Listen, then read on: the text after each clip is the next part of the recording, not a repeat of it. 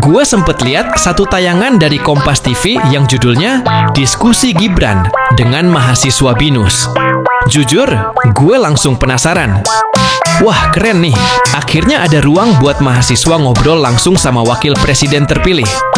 Harusnya ini jadi momen penting, apalagi buat ngasih panggung ke suara-suara muda yang kritis dan peduli isu.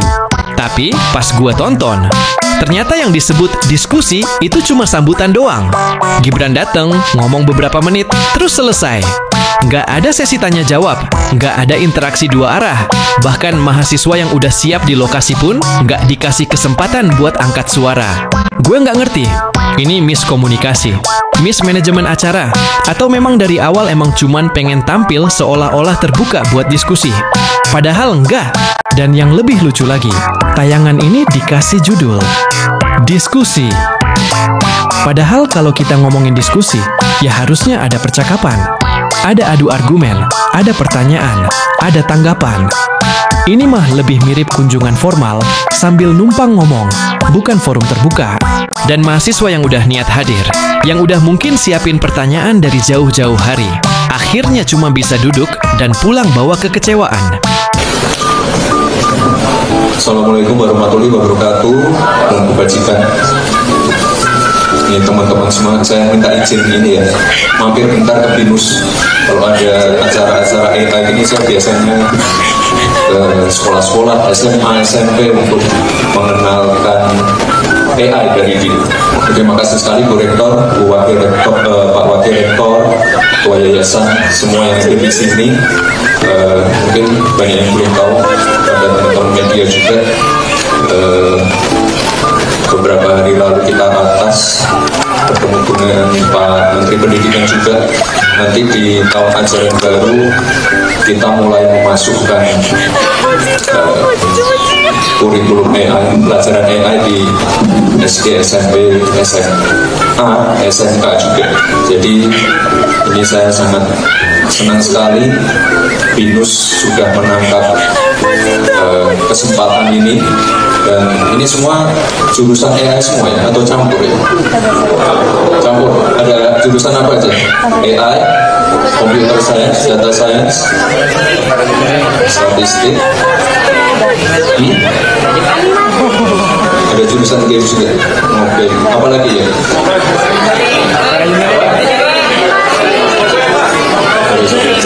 Cyber security. Apalagi software engineering, itu relevan semua untuk tantangan zaman sekarang. Jadi saya kira teman-teman yang ada di ruangan ini, yang lagi kuliah di BINUS dengan segala macam jurusannya, saya kira kalian sudah di tempat yang pas lah ya. Itu nanti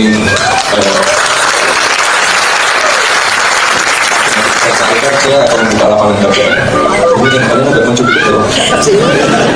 Ya, ini kan posisinya nyari funding kan, ya, biar lebih gampang cari funding ya, sini. Kiri kanan saya nggak apa-apa. Nanti ada yang bikin games, bikin apa tadi, untuk yang colorblind ya, deteksi warna ya, deteksi ngantuk, sorry. Tadi saya nggak lihat, cuma deteksi warna ya. Oke, ini timnya semua ya. Kamu bentar. Jadi mungkin teman-teman yang kemarin pulang mudik ya, kemarin kan liburan mudiknya agak lama. Itu kemarin biasanya mudik itu kan ada penumpukan kendaraan ya, penumpukan mobil di exit tol dan lain-lain. Tapi mudik kemarin lumayan lancar, padahal jumlah kendaraannya bertambah kemarin mudik itu. Ada videonya nggak ya? Yang jasa marga dulu bukan ya? Yang videonya jasa marga. Jadi di jasa marga itu, tahu jasa marga nggak? Ada yang mudik nggak kemarin pakai lewat tol? Jadi di jasa marga itu udah pakai AI juga. Di sana juga stafnya anak-anak muda semua, lebih muda dari saya. Jadi di sana bisa melihat ini apa? Traffic di sepanjang ruas-ruas tol. Jadi bisa tahu kapan harus dibikin one way, tahu kapan harus dibikin kontraflow.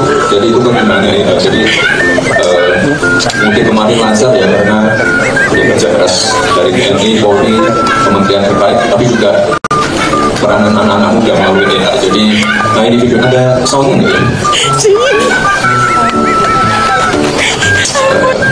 Atau ke yang KI kan?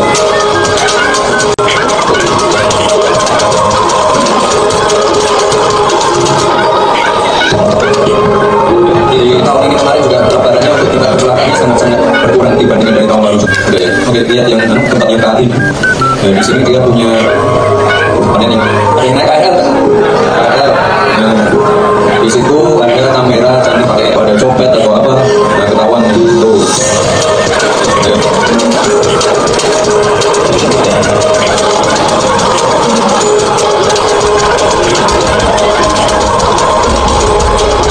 Nah, ini contoh-contoh ya. Jadi tadi sangat relevan sama semuanya siapa?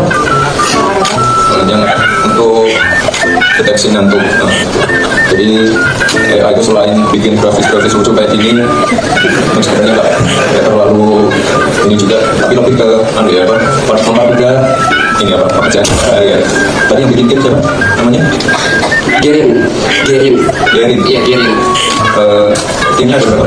Timnya ada 7 orang. 3 orang. Timnya Hack and Slash. Timnya Hack and Slash, iya betul. Itu berapa lama? Sebulan. Ya. 3 orang sebulan. Lebih cepat bulan ya. Jadi itulah gunanya. Jadi apa? Mempermudah kegiatan sehari-hari. Jadi saya sangat senang ini apa? Binus menangkap opportunity itu. Jadi selain nanti bisa menjaga anak-anak anak-anak di sini semua nanti ketika lulus udah siap kerja juga. Kan itu yang paling penting. Dan sekali lagi, ini hari ini dapat buku nggak ya? Udah dapat ya. Itu saya udah sering berkali-kali bilang ke tempat-tempat sekolah-sekolah yang saya kunjungi, silahkan nanti bukunya dibaca. Kalau ke anak SMA, SMP biasanya kita ajari basic prompting, tapi kalian kan udah lebih advance ya. Nanti bukunya bisa dipakai untuk pegangan. Dan sekali lagi yang namanya AI itu tidak akan menggantikan manusia, tapi ya manusia yang tidak pakai AI dan dikalahkan sama manusia yang pakai. Ya, jadi terima kasih Bu Rektor, Pak Direktor, terima kasih untuk teman-teman semua.